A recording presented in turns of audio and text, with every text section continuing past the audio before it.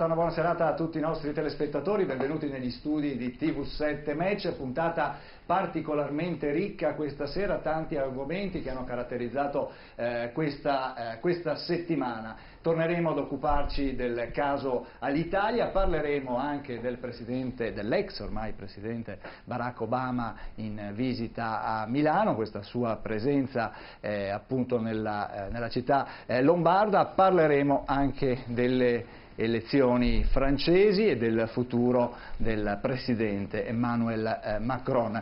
Parleremo ovviamente, come sempre, anche di alcune ricorrenze, ma vi presento innanzitutto i nostri ospiti che abbiamo in studio. Inizio alla mia sinistra, abbiamo Fabio Salviato, che è presidente di FEBEA, che è la Federazione Europea delle Banche Etiche e alternative. E dopo ci spiegherà che cosa sono le banche alternative. Buonasera a lei. Al suo fianco Marina Buffoni di Fratelli d'Italia. Buonasera. Buonasera a Marina, voi. grazie di essere qua anche a lei.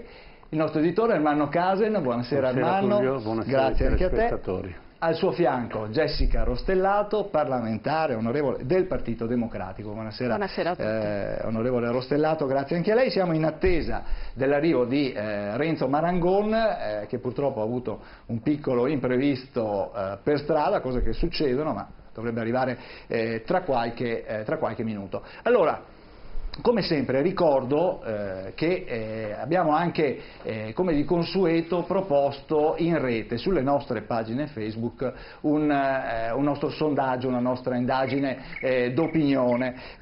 Ci siamo interrogati sul ruolo del matrimonio. Avevamo la schermata dietro, ma è scomparsa, cioè il matrimonio è ancora attuale. Ricordiamo che il 12 maggio del 1974 si votò per il referendum sul divorzio, referendum che vide, era un referendum abrogativo, la legge sul divorzio rimase, quindi sono passati più di 40 anni da allora e oggi, qui stiamo parlando anche di unioni civili, insomma abbiamo ritenuto utile interrogarci sul matrimonio. Ricordo che potete votare sulle nostre pagine Facebook, dunque dovete entrare in Facebook, entrare sulle nostre pagine gruppo TV7, TV7 Match, iReporter, e potete esprimere la vostra opinione, dunque se siete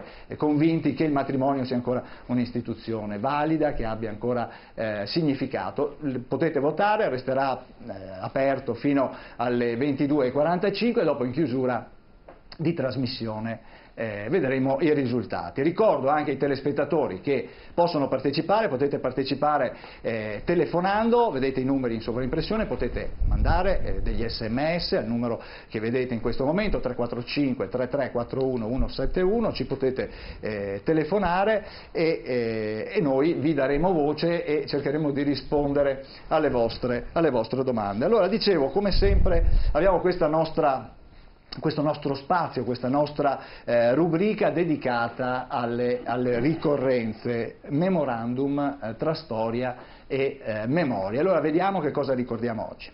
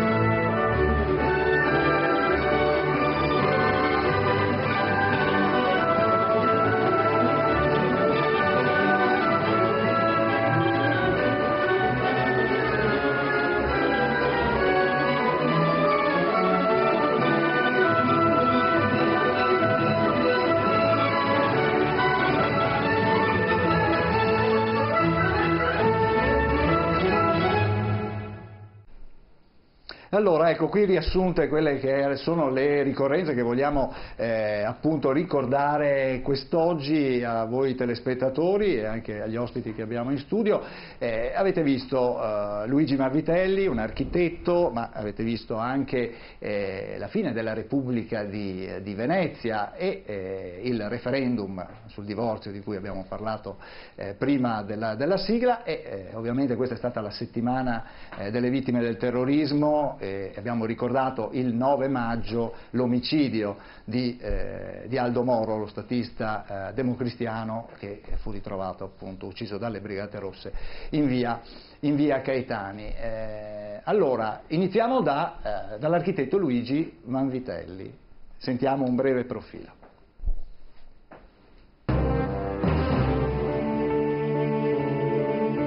12 maggio 1700. Nasce a Napoli Luigi Vanvitelli. L'opera di Vanvitelli si colloca a cavallo fra l'architettura barocca e il neoclassicismo. Uno dei primi lavori di Vanvitelli è il Lazzaretto di Ancona del 1733. Nel 1750 cura il restauro della Basilica di Santa Maria degli Angeli e dei Martiri a Roma e gli viene commissionata dal re di Napoli Carlo di Borbone la costruzione di una reggia a Caserta. È proprio alla costruzione della reggia di Caserta e dei suoi giardini che Vanvitelli deve l'immortalità. Vanvitelli muore a Caserta il 1 marzo 1773. Ecco, dicono che la reggia di Caserta sia la residenza reale più bella in assoluto. Ogni anno è visitata da circa 600.000 turisti, visitatori, ma non sono purtroppo i milioni di visitatori invece che si recano in Francia a visitare le residenze reali. Professor Casen, una figura sicuramente importante, non della storia italiana, perché qui stiamo parlando del Regno dei Borboni. Beh, era sempre Italia anche allora, perché poi era divisa, ma non cambia nulla. La reggia di Vanvitelli è la più bella anche di Versailles, è molto più ricca, è molto più ampia e soprattutto come è stata costruita questo lago che noi vediamo se adesso. mandano in sovraimpressione. Ecco, è stato dirottato un percorso di un torrente, di un fiume, per creare questa cascata continua e poi creare questa vasca stupenda. Qui è stato girato anche Guerre Stellari, questo dà l'idea di quanto bella sia questa reggia. Certo che qui dentro, fino a 10 anni fa, c'era una caserma, una parte di questa reggia era occupata da dei soldati, quindi diamo l'idea che non sappiamo nemmeno conservare la nostra storia, ma non perché sia borbonica, perché è un'opera d'arte fatta da italiani con un'intelligenza unica. Certo, Rostellato, Jessica Rostellato, abbiamo queste eccellenze, io dicevo appunto prima, visitata da 600.000, ma 600.000 visitatori, ma potrebbe richiamare molto di più, no? Sì, sicuramente, come tante altre opere d'arte che abbiamo nel nostro paese, come tante altre appunto meraviglie, anche nascoste spesso dentro a musei o anche dentro ad archivi di Stato stesso. Io già solo pensare a quello che abbiamo nell'archivio di Stato di Padova, che è nascosto agli occhi, ma sarebbe veramente da mettere a disposizione soprattutto dei giovani, dei ragazzi. Effettivamente qualche volta c'è da chiedersi, probabilmente non ci rendiamo conto della fortuna che abbiamo. Ecco, sicuramente c'è tantissimo lavoro da fare, come è stato fatto per Pompei, che si è cercato di ridargli comunque vita e di renderlo visitabile, sicuramente anche per tante altre opere che abbiamo in Italia c'è da fare ancora moltissimo lavoro, perché è vero che quest'anno abbiamo avuto l'anno scorso insomma un incremento del turismo in Italia, ma sicuramente possiamo fare molto di più. Molto meglio, sicuramente. Investire nella cultura. Investire nella cultura che crea anche posti di lavoro. Devo dire che è quantomeno strano sentire da una componente del Partito Democratico che oggi è al governo, insomma lo dico da ex amministratore perché ero assessore nella giunta Bitonci, e quando arrivavano i dinieghi da parte dei ministeri della cultura proprio per svelare quei tanti patrimoni culturali e di bellezza che ha Padova, per non parlare poi delle sovrintendenze che se possono riuscire a bloccare tantissimi lavori proprio per dare la possibilità ai nostri connazionali, non parlo solo di concittadini, i nostri connazionali, di svelare davvero e valorizzare le bellezze che abbiamo nelle nostre città, insomma, ecco, mi viene un po' da sorridere. Non so se vuole replicare, Stellato. Vabbè, il lavoro della soprintendenza ovviamente non è un lavoro semplice, dobbiamo dircelo, perché ovviamente loro devono tutelare i nostri beni. È ovvio che poi la burocrazia crea delle complicanze, non c'è dubbio, lo sanno anche loro.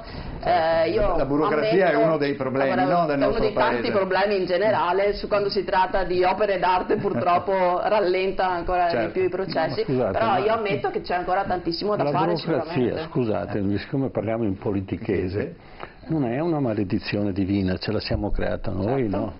Certo. Voi che siete giovani, io non ho più tempo di farlo e mi rifiuto perché ho fatto già abbastanza, fatelo voi, ma attenzione, la burocrazia fotte la destra e fotte la sinistra. Certo, perché non allora noi politici, fottete voi destra e sinistra una volta per tutte la burocrazia e noi saremo felici, perché finalmente, se ci fosse stata la burocrazia, quella reggia di Vanvitelli non sarebbe mai stata fatta. E una delle grandi battaglie che ha fatto Napoleone era quello contro la burocrazia, e nonostante fosse imperatore e avesse il potere, diciamo, pressoché assoluto in Francia, aveva ancora problemi di burocrazia. Quindi non è un'invenzione italiana, però voi decapitatela, eliminate un po' di leggi che sono inutili e contraddittorie tra di loro e danno spazio alla burocrazia di poter vessare qualsiasi iniziativa, perché alla fine la burocrazia, il potere della burocrazia qual è? Dire sempre di no, perché se dicono di sì non valgono più niente. Salviato, vale la pena investire nella cultura? Assolutamente, il nostro, chiamiamolo petrolio, a livello mondiale, cioè l'Italia ha delle eccellenze che non ce l'ha nessuno a livello nel mondo, quindi noi potremo veramente diventare una delle grandi eccellenze. Si parlava prima di Padova, per esempio al Santo ci sono 4 milioni e mezzo di persone che vengono a visitare, questo è un buon dato, ma cosa succede? Queste persone vanno al Santo, fanno il giro del Prato della Valle e poi prendono e ripartono, quindi non c'è neanche una programmazione. Faccio un esempio su 100.000 per permettere, per esempio, anche nella nostra città, ecco, di rivitalizzarla e di dare appunto alla cultura il posto necessario. Quindi la cultura può essere veramente un volano che crea occupazione, che crea, diciamo, la possibilità anche in questo nostro paese benessere, e far la bellezza sostanzialmente rappresenta un aspetto molto importante. Certo, a proposito di cultura, adesso ci spostiamo a Venezia. 220 anni fa, infatti, si sanciva la fine della Repubblica della Serenissima. Professor Casen, è stato un 12 maggio del 1797 e qui c'entra anche Napoleone. Sì, Napoleone ha abbattuto l'unica repubblica che ancora sopravviveva dal Medioevo, riuscendo a praticamente annullare Venezia. È stata la fine di Venezia, anche se Venezia era già profondamente in crisi, perché circa 100 anni prima l'impero asburgico aveva aperto un altro porto in concorrenza con Venezia, ed era quello di Trieste. Quando misero il punto franco su Trieste, nel giro di qualche anno la popolazione passò da 5.000 abitanti, questa era Trieste all'inizio del Settecento, alla distanza di 5 o 6 anni le case crescevano da sole praticamente. Arrivò in pochi anni, in pochi decenni, a 100.000 e passa abitanti. Questo dà l'idea, e fecero la ferrovia e la strada apposta per collegare l'Europa con Trieste, decapitando i collegamenti di Venezia. Questo è stato l'inizio della morte di Venezia, scusate. Poi la debolezza di Trieste non ebbe l'intuizione di aprire, perché la prima idea del canale di Suez fu fatta dai veneziani, ma non ebbe la forza e il coraggio di farlo, e poi abbiamo visto che con Napoleone viene tolta purtroppo l'unica repubblica storicamente che aveva resistito tutto il Medioevo. Certo, Salviato, un porto franco a Venezia potrebbe essere una soluzione per rilanciare la città? Beh, a Trieste ha funzionato, diciamo anche poi diventato anche un centro per il caffè e per tutte le materie prime, cioè, è stato veramente un punto.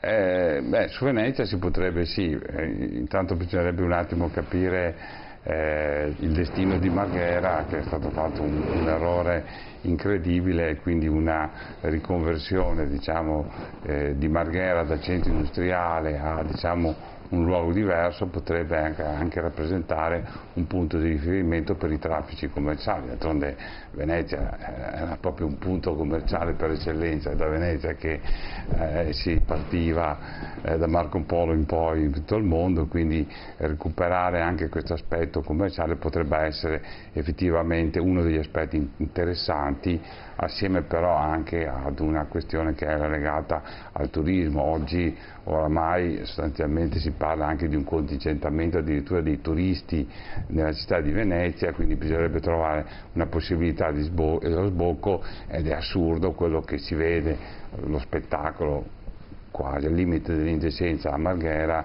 che dovrebbe diventare effettivamente il punto di riferimento. Quindi da questo all'aspetto anche di un certo tipo di commercio, certo si potrebbe immaginare, riqualificare e rivedere, diciamo, riprogettare, ecco, su prospettive diverse.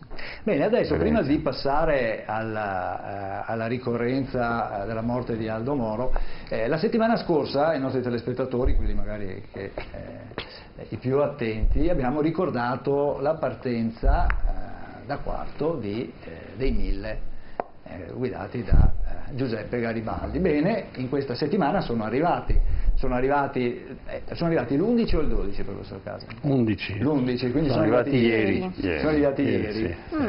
Cosa hanno trovato a Marsala, no, lo sbarco? Lo sbarco è destinazione Marsala, anche se si erano fermati poi a Livorno, perché a Livorno c'era un banchiere, Abrami, il quale naturalmente ha messo a disposizione un po' di soldi, e fu la prima mazzetta del Regno d'Italia, perché quando poi Garibaldi arrivò a Palermo arrivò anche Abrami e dice: ti ricordi che qualche giorno fa ti ho prestato? Sì. Allora gli ha firmato la prima concessione ferroviaria della Sicilia, la Palermo-Messina.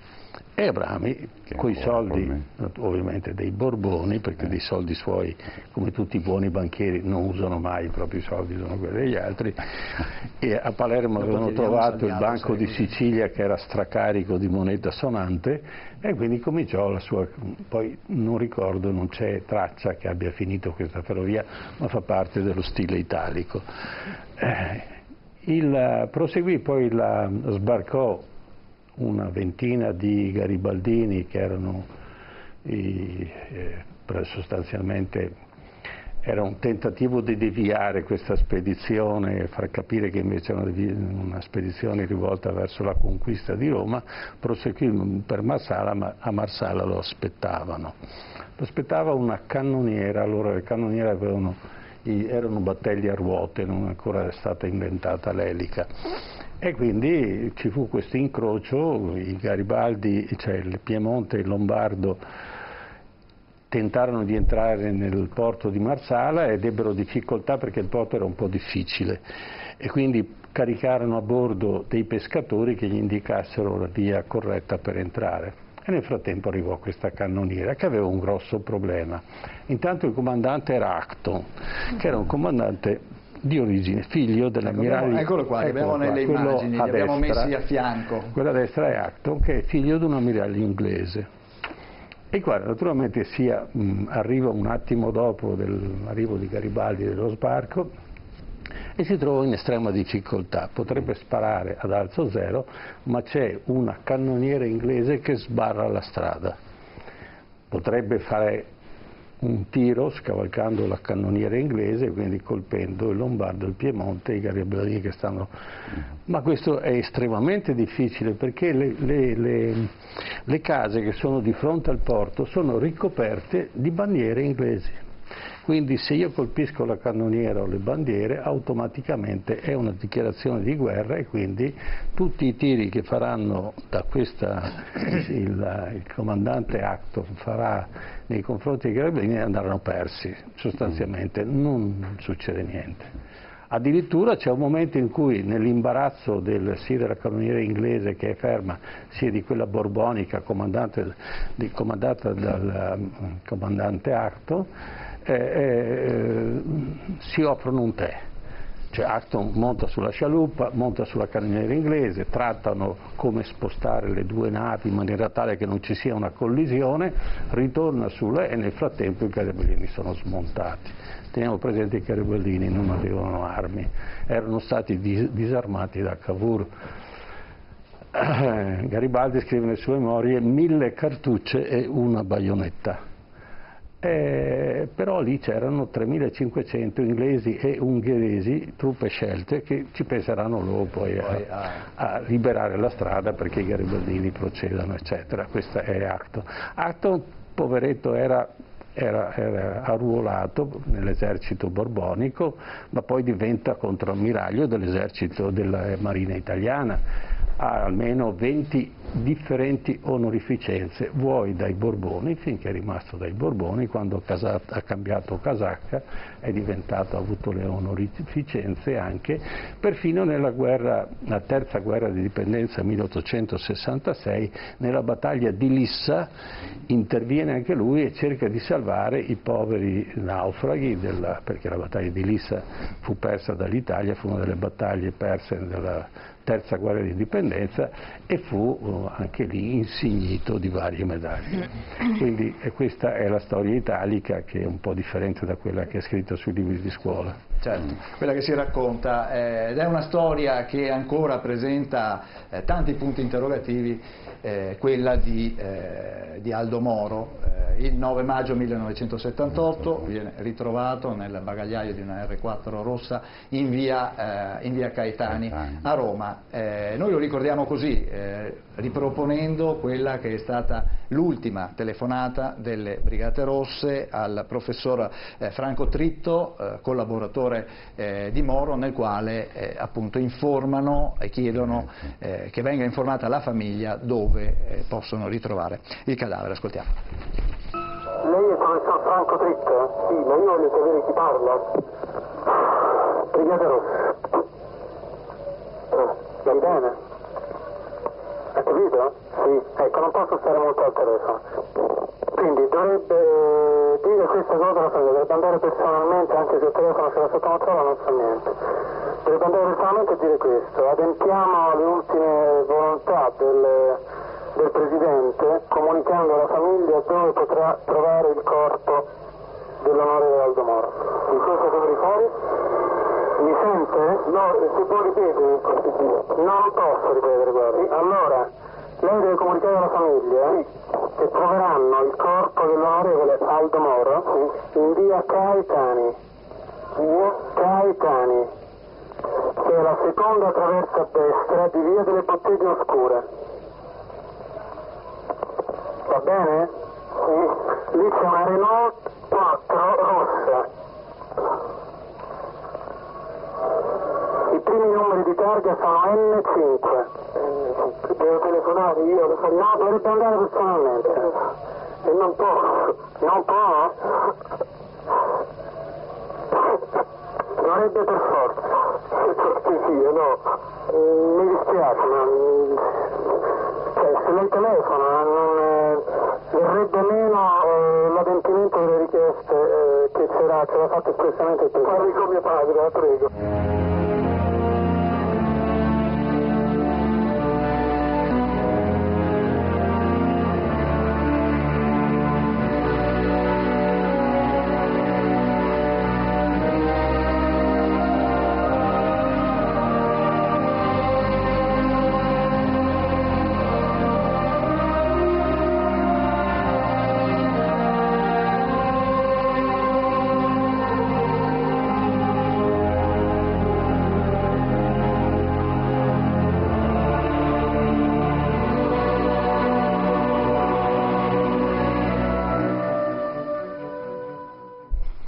Allora, ecco, queste era la voce, le immagini di quel tragico ritrovamento che arriva dopo 55 giorni di sequestro, di prigionia. Intanto ci ha raggiunto anche Renzo Marangon, grazie di essere qui. Marangon, io le darei anche subito la parola, lei è uomo della Democrazia Cristiana ai tempi di Bisaglia, ai tempi di Moro, un evento, dicevo prima, che è ancora avvolto da tanti punti interrogativi, ma al di là di quelle che sono poi le inchieste, le indagini, quello che si è cercato di capire sulla dinamica che ha portato alla morte, all'omicidio di Aldo Moro, una data che segna un punto di demarcazione, diciamo così, anche all'interno della Democrazia Cristiana, è così?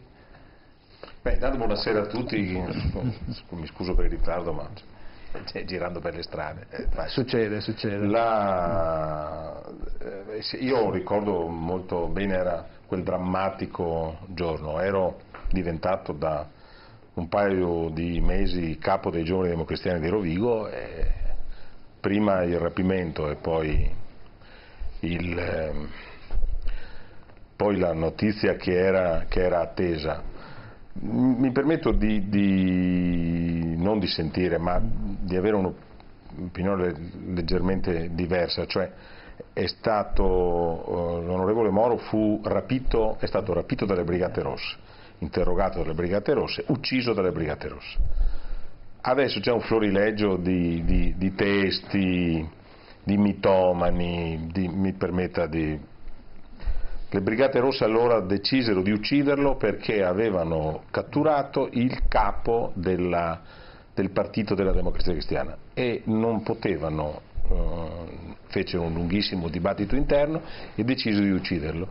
Tutti quelli che elaborano teorie ellittiche, peraltro originali, ed è un eufemismo, ma è stato ucciso da chi? Da chi? È stato ucciso dai 5 che lo tenevano prigioniero, sembra accertato che sia stato il capo, quel signore con i baffi, l'ingegnere Altobelli, era il suo, che sparò la raffica finale, sono stati loro. Le altre, ma potevano liberarlo? Chi, come, dove, quando? Lei purtroppo come me non è giovanissimo, quindi mi permetto la battuta. Certo, quindi io ricordo benissimo. Ho avuto modo di incontrarlo, tra l'altro, da ragazzino, ma l'ho incontrato. Io ricordo benissimo il clima di allora, ricordo benissimo. Vi era un'area di sostegno alle Brigate Rosse, all'area che era si permeava, si sentiva nelle università, nei circoli intellettuali, insomma, quindi quando fu ucciso, vede, il momento di cesura fra le Brigate Rosse e tutto il retroterra della sinistra anche politica del nostro paese, avviene quando le Brigate Rosse fanno un'azione criminale fra le tante, ma quando uccidono il sindacalista Guido Rossa, quando uccidono un uomo rappresentante del maggiore sindacato, un lavoratore, una persona tra l'altro che ha solo avuto il coraggio di denunciare alcuni volantinatori, quando lo uccidono, non so se lei ricorda il funerale incredibile, la presenza del capo dello Stato di allora, ecco, da quel momento comincia l'emarginazione e poi tutto il sistema politico giudiziario e repressivo del nostro paese li sconfigge, ma in quel momento i retroscena sono post, del senno di poi sono piene le fosse, e non è neanche senno, ma è Jessica Rostellato, voi avete commemorato, no? la figura di Aldo Moro. Esatto. Sì, è stata commemorata in aula perché eravamo a Roma ovviamente il 9 e appunto, come si dice, se ne parla ancora molto. D'altronde c'è ancora la seconda commissione di inchiesta parlamentare sulla questione di Aldo Moro e si stanno rimettendo in discussione tantissime cose, cioè come è avvenuta la morte, dove è stato imprigionato, sono tantissime, voglio dire, le cose che ancora vengono rimesse in discussione. Al di là di questo io non ho vissuto quei periodi, però credo che in ogni caso è stato un momento molto triste della nostra storia politica italiana e al di là di quello che è successo dei 55 giorni, insomma magari un giorno si saprà qualcosa di più, sicuramente va riconosciuto che Aldo Moro era sicuramente uno degli statisti italiani, cioè dei migliori statisti italiani che abbiamo avuto, più che altro anche per il suo ruolo, soprattutto anche di politica estera che ebbe e che permise probabilmente anche, evitò atti di terrorismo nel nostro paese negli anni 70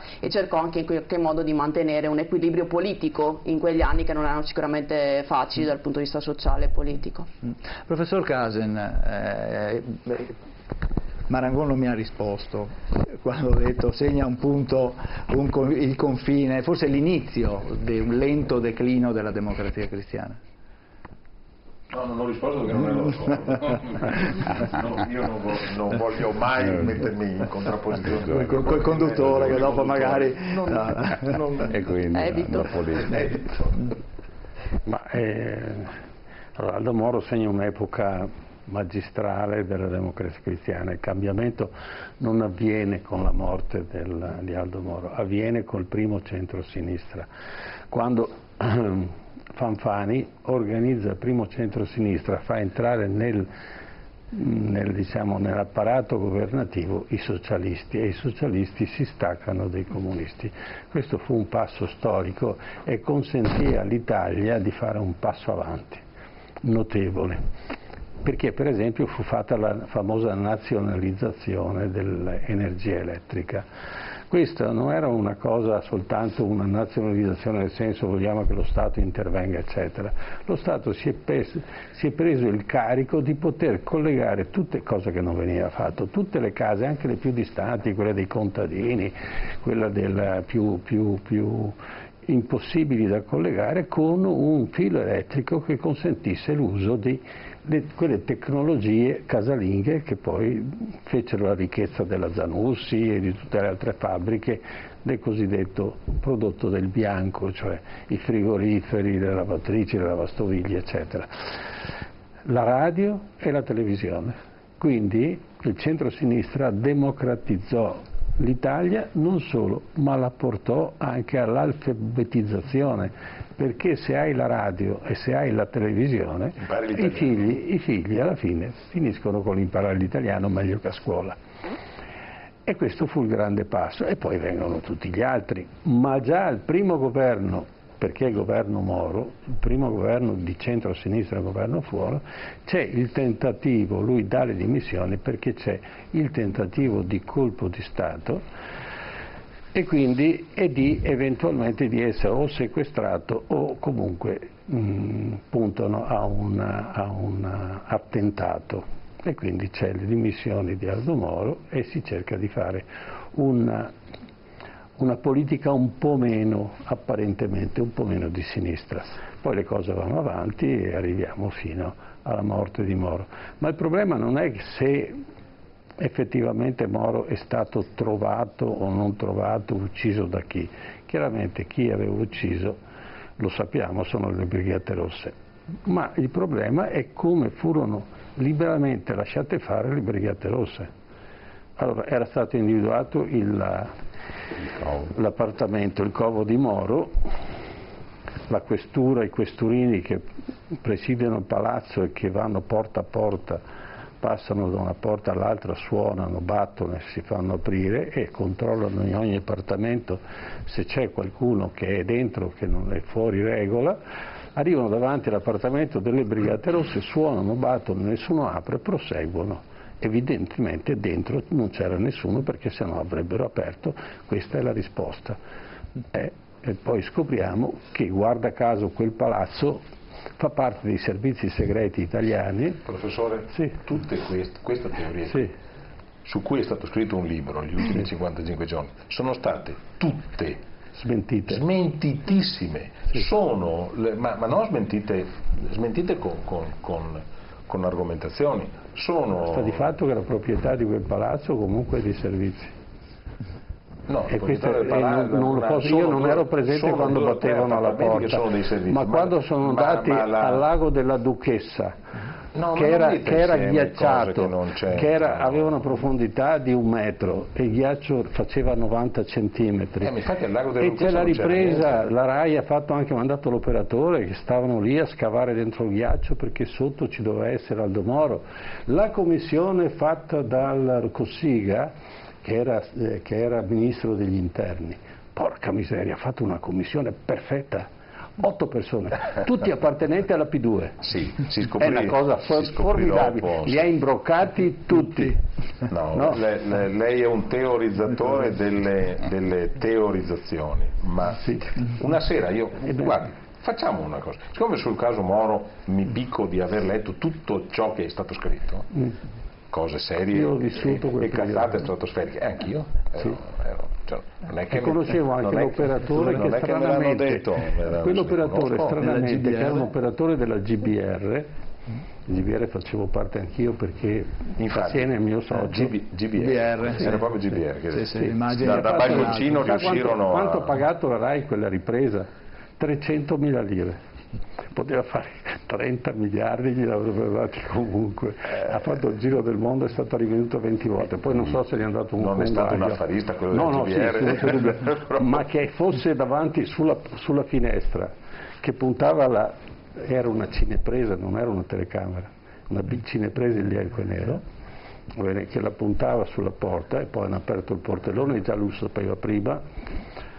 Sa l'unica cosa sa l'unica cosa sulla quale si potrebbe che Cossiga era capo della Cossiga era ministro degli interni. No. È ministro degli interni, come esce il nome di via Gradoli?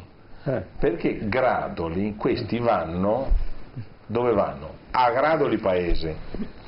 Ma chi parla di Gradoli è l'onorevole Prodi, allora non ancora il presidente Prodi, che dice in una seduta spiritica è uscito il nome Gradoli, invece di andare in via Gradoli. Attenzione, i democristiani fanno sedute spiritiche. Ma hai fatto sedute spiritiche in vita mia? No, ma i democristiani, poi c'erano le eccezioni, posso dirle, era una palese bugia, e anche per dire gli ambienti cosiddetti di zona grigia, gli ambienti di zona grigia hanno fatto sapere che in via Gradoli, perché i simpatici, come mai i dirigenti del Partito Socialista riescono a incontrare Lanfranco Pace e gli altri, incontrano Morucci e altri per portare avanti la trattativa? Com'è che loro riescono ad arrivare e non arrivano le forze di polizia? È perché c'era una zona grigia sulla quale che parlava con gli autonomi, con le BR, e lì arrivò la soffiata. Guardate che in via Gradoli la polizia aveva avuto l'ordine di non muoversi, di fare una grande sceneggiata, ma mai avrebbero dovuto trovarlo, perché c'era di mezzo, poi passiamo anche nella fantascienza. Il problema era che una qualsiasi governo, come si pensava che potesse essere coinvolto il Partito Comunista, sarebbe stato bloccato, e gli americani non era gradita questa cosa, perché gli americani avevano un progetto ben diverso che si è svolto poi tramite Papa Voitivo e tutto il resto nella rottura finalmente del famoso muro e la... Ma non per questo. Comunque Marangon, guarda, organizziamo e faremo una puntata dedicata, perché altrimenti non riusciamo ad affrontare tutti gli altri temi. Sa quante sorprese? Prego, certo, come no. Posso aggiungere solo 2 cose, e mi trovo molto vicino a quello che dice il professor Casen. Io voglio solo, probabilmente la storia in qualche maniera ci riuscirà, spero, perché in Italia non si sa tutti i vari 9 anni che si va avanti, da tutte le varie situazioni che ci sono state, però io faccio presente due aspetti solo delle migliaia che se ne potrebbe. Uno, l'azione militare che è stata svolta per diciamo, il sequestro di Moro non era, era un'azione proprio militare nelle capacità delle Brigate Rosse, cioè uccidere 4 uomini di scorta senza ferire una persona richiede una capacità tecnico-militare che le Brigate Rosse non avevano. Questo è un dato di fatto scientifico. No, mi lasci finire. Ho solo fatto così col dito, non ho neanche parlato. Volevo solo terminare il ragionamento, e quindi questo evidentemente evidenzia che nei 5 persone che hanno fatto l'agguato probabilmente c'era qualcuno che non era proprio delle Brigate Rosse, e questo aveva delle capacità. solo Moretti ce lo potrebbe dire. Secondo, appunto, quello che diceva il professor Casen, cioè il fatto che Moro era pronto ad aprire al Partito Comunista, cosa non gradita, e questo insomma è un altro dato. Ricordiamoci il 1978, ricordiamoci in quella fase lì, dove assolutamente il Partito Secondo me lei si Comunista... ricorda che il Presidente del Consiglio si chiamava Andreotti Giulio e i comunisti sostenevano il governo già da 2 anni. Sì, allora il governo, Andreotti non era di destra, chiaramente è sempre stato, cioè di sinistra, era sempre stato di destra, e quello che aveva, era stato incaricato a seguire le vie dei ratti. Potremmo fare una trasmissione sulle vie dei ratti, sì. Sulla via dei ratti. Ma perché la DC incarica e Moro incarica Giulio Andreotti e non incarica Moro? C'è una ragione, logicissima. Diceva un grande partito si fa governare una politica di sinistra da uno di destra, perché tutto il partito era sostiene. La garanzia che non ci sarebbe stata una deviazione appunto. Certo. Che dopo 20 anni. Marina Buffoni voleva intervenire. Chiedo scusa. No, dicevo che avendo osservato e ascoltato le varie teorie, poi insomma in questi 39 anni devo dire che di teorie dalle più strampalate alle meno veritiere sicuramente ne sono davvero uscite. Faccia da chiedersi qui prodest, c'è chi ne ha beneficiato di questo omicidio Moro, però senza fare di dietrologie. Credo che invece il grande lavoro che debba fare la commissione bicamerale oggi che è impegnata è quello di rimuovere tutti i segreti che sono stati coperti e sommersi in questi 39 anni. Perché devo dire che se è vero come è vero che da un osservatore esterno, addirittura da qualche straniero, vedere che in Italia dopo 39 anni si cerca ancora di risolvere uno di questi problemi vuol dire che davvero è stato uno snodo cruciale per il nostro Paese. Voglio ricordare che in quegli anni, parliamo degli anni di piombo, le prime vittime delle Brigate Rosse non è stato Aldo Moro, non sono stati le sue guardie del corpo, ma sono state qui a Padova, ma sono state, scusa posso finire perché sennò sono state proprio le vittime qui a Padova, Mazzola e Giralucci, 2 militanti del Movimento Sociale Italiano nel 74, quando si parlava di sedicenti Brigate Rosse, quando si diceva che le Brigate erano rosse fuori ma nere dentro, quando si faceva finta che esistessero davvero e quando si faceva finta che in realtà il terrore e il terrorismo lo volevano mettere in atto davvero. Quindi ecco, soltanto questo. L'importante, lo dico alla rappresentante, all'onorevole Rostellato, che davvero si faccia una grande chiarezza, perché ci sono ancora dei segreti che credo che l'Italia meriterebbe che venissero svelati e che questa commissione non facesse ulteriori disegni. È una promessa, ce ne occuperemo, torneremo ad occuparci. Poi mi taccio, però se è vero come si diceva che c'era il Mossad, che c'erano gli americani, c'è da chiedersi perché non fossero intervenuti prima, ma nemmeno dopo la sua morte, quindi insomma idee che stanno veramente a... Allora il tempo scappa via, noi abbiamo ancora la ricorrenza del referendum sul divorzio, andiamo un attimo in pubblicità, facciamo una pausa, ma torniamo subito e parliamo proprio del divorzio, altra data, 1974. A tra poco.